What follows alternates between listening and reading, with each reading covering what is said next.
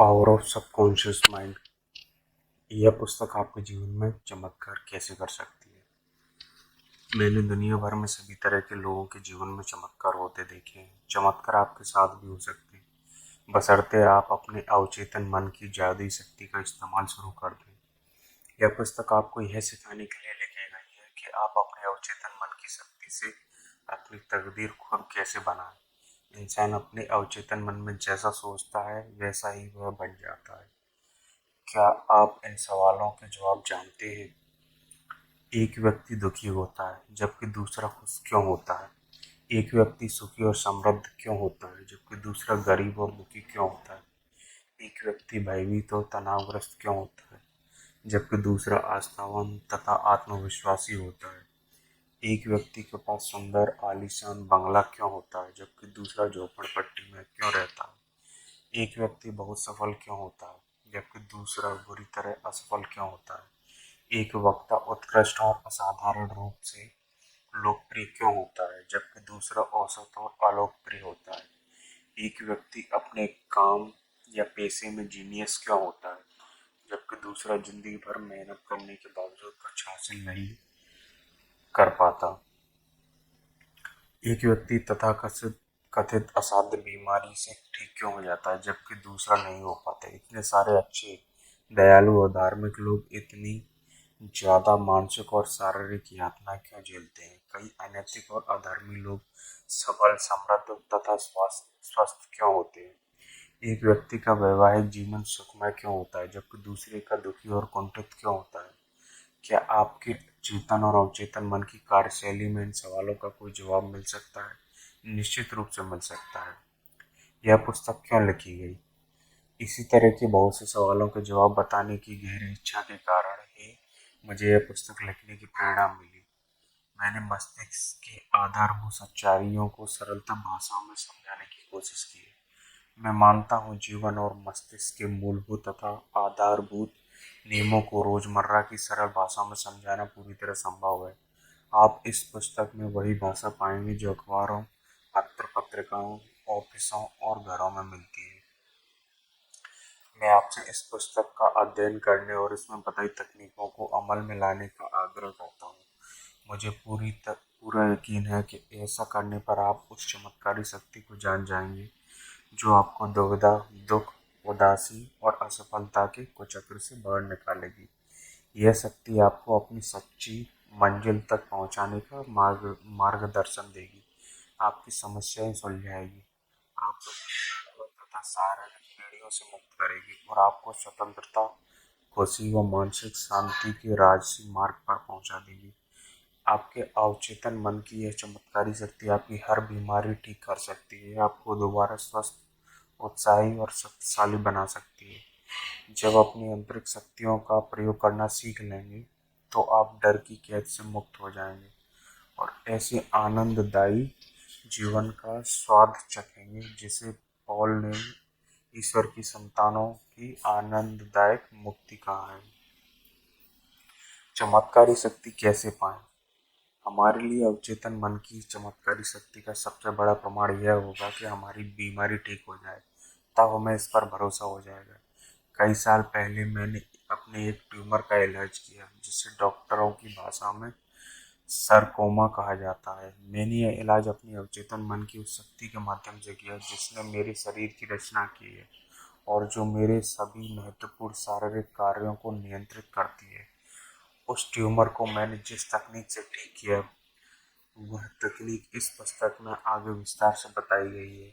मुझे पूरा यकीन है कि इससे दूसरों को भी उस उपचारक शक्ति पर विश्वास हो जाएगा जो हम सभी के अवचेतन मन की गहराई में मौजूद है। एक बुजुर्ग डॉक्टर मित्र की सलाह से मुझे अचानक यह एहसास हुआ कि जब अवचेतन मन के रचनात्मक ज्ञान ने मेरा पूरा शरीर और उसके सभी अंग बनाए हैं, तो यह अपनी बनाई चीज को ठीक क्यों नहीं कर सकता? पुरानी कहावत है, डॉक्टर घाव पर पट्टी करता है, ईश्वर उसे ठीक करता है। कारगर प्रार्थना से चमत्कार होते हैं। वैज्ञानिक प्रार्थना मनुष्य मस्तिष्क के चेतन और अवचेतन स्तरों के बीच की ऐसी सामंजस्यपूर्ण पारस्परिक क्रिया है जिसे किसी विशिष्ट उद्देश्य को पाने के लिए वैज्ञानिक तरीके से निर्देशित किया जाता है। यह पुस्तक आपके भीतर छिपी अनंत शक्ति के दोहन का वैज्ञानिक तरीका सिखाएगी। यह पुस्तक आपको वह सब कुछ पाने में समर्थ बनाएगी जो आप अपने जीवन में सचमुच पा चाहते हैं। आप अधिक सुखी, पूर्ण और समृद्ध जीवन चाहते हैं। इस चमत्कारी शक्ति का इस्तेमाल करके अपने रोजमर्रा के जीवन को सुखी बनाएं, अपने काम धंधे की समस्याएं सुलझाएं और पारिवारिक रिश्तों में सद्भाव लाएं। इस पुस्तक को बार बार पढ़ें। इसमें आपको जानकारी मिलेगी कि यह अद्भुत शक्ति कैसे काम करती है और आप अपने भीतर छिपी प्रेरणा तथा बुद्धिमानी को सामने कैसे ला सकते हैं। अवचेतन मन को प्रभावित करने की आसान तकनीकें सीख लें। अपनी शक्ति के अनंत भंडार का दोहन करने का नया वैज्ञानिक तरीका अपनाएं। इस पुस्तक को ध्यान, ईमानदारी और प्रेम से पढ़ें। विश्वास रखें कि यह आपकी आश्चर्यजनक मदद कर सकती है, हो सकता है और मेरा मानना है ऐसा ही होगा। यह आपके जीवन का निर्णायक मोड़ साबित हो। हर व्यक्ति प्रार्थना करता है। क्या आप जानते हैं कारगर प्रार्थना कैसे की जाती है? कितने लंबे समय से आपने नियमित प्रार्थना करना छोड़ दिया है? अक्सर खतरे या मुसीबत, बीमारी या मौत के करीब आने पर आपातकालीन स्थिति में प्रार्थनाएं मुंह से निकलती हैं। रोजमर्रा की खबरों पर एक नज़र डालें। देशवासी किसी असाध्य बीमारी से पीड़ित बच्चे के लिए प्रार्थना कर रहे हैं। देशों के बीच शांति के लिए दुआएं मांग रहे हैं। किसी खदान में पानी भर जाने के कारण फंसी खनकों के लिए प्रार्थना कर रहे हैं। बचने के बाद खनकों ने बताया कि उन्होंने भी बचाव का इंतजार करते समय प्रार्थना की थी। बेशक मुसीबत में प्रार्थना हमेशा मदद करती है, लेकिन प्रार्थना को अपने जीवन का अखंड और सृजनात्मक हिस्सा बनाने के लिए हम मुसीबत का इंतजार क्यों कर रहे हैं? प्रार्थना के नाटकीय चमत्कार अखबार की सुर्खियों में छपते रहते हैं, जो इस बात का सबूत है कि प्रार्थना कारगर होती है। लेकिन प्रार्थना के अन्य प्रकार भी हैं, जैसे बच्चों की छोटी छोटी प्रार्थनाएं, हर दिन भोजन के वक्त ईश्वर का स्मरण, ईश्वर के साथ संप्रेषण की इच्छा से की गई है धार्मिक आराधना। मैंने बहुत समय तक प्रार्थना की, विभिन्न विधियों का अध्ययन किया। मैंने खुद के जीवन में भी इसकी शक्ति महसूस की है। इसके अलावा मैंने कई ऐसे लोगों के साथ बातचीत और काम किया है जिन्हें प्रार्थना से बहुत लाभ हुआ है। आमतौर पर समस्या यह आती है कि किसी दूसरे को प्रार्थना करना कैसे सिखाया जाए। मुसीबत में फंसे लोगों के लिए तार्किक ढंग से सोचना और काम करना मुश्किल होता है। उनकी समस्या उन पर हावी हो जाती है और सुनने समझने की क्षमता को कम कर देती है। उन्हें कोई आसान फार्मूला चाहिए जिसका वे पालन कर सकें, कोई कारगर तरीका जो सरल लेकिन खास हो। इस पुस्तक की अनूठी विशेषता इस पुस्तक की अनूठी विशेषता यह है कि यह व्यावहारिक और यथार्थपरक है। इसमें आपको आसान तरीके और कारगर फॉर्मूले मिलेंगे जिन्हें आप रोजमर्रा के जीवन में आजमा सकते हैं। ये आसान तरीके मैंने दुनिया भर के लोगों को सिखाई है। इस पुस्तक की कुछ बातें खास तौर पर आपकी मदद करेंगी। इसमें यह रहस्य खोला गया है कि आप जिस जी चीज के लिए प्रार्थना करते हैं, अक्सर आपको उसके उल्टे परिणाम क्यों मिलते हैं। दुनिया भर में हजारों लोगों ने मुझसे पूछा, बार बार प्रार्थना करने के बावजूद मुझे मांगी हुई चीज क्यों नहीं मिली। इस पुस्तक में आपको इस कारण का पता चल जाएगा। इसमें अवचेतन मन को प्रभावित करने और सही जवाब पाने के तरीकों का जो स्पष्टीकरण दिया गया है, उससे यह साधारण रूप से मूल्यवान बन जाती है। यह मुसीबत के समय में हमेशा मदद करेगी। आप किस चीज पर यकीन करते हैं? बहुत से लोग सोचते हैं कि व्यक्ति की प्रार्थना का जवाब उस चीज के कारण मिलता है जिसमें वह विश्वास करता है। ऐसा नहीं है। उसे तो जवाब अपने विश्वास के कारण मिलता है। प्रार्थना का फल तो तब भी मिलता है जब व्यक्ति का अवचेतन मन उस व्यक्ति की मानसिक तस्वीर या विचार पर प्रतिक्रिया करके उसे हकीकत में बदल देता है। विश्वास का यह नियम दुनिया के सभी धर्मों का गोपनीय सिद्धांत है। यह उनके मनोवैज्ञानिक सत्य का छिपा हुआ कारण है। धार्मिक विभिन्नताओं के कारण धार्मिक विभिन्नताओं के बावजूद बौद्ध, ईसाई, मुस्लिम और यहूदी लोगों को अपनी प्रार्थनाओं के जवाब मिलते हैं। ऐसा कैसे हो सकता है?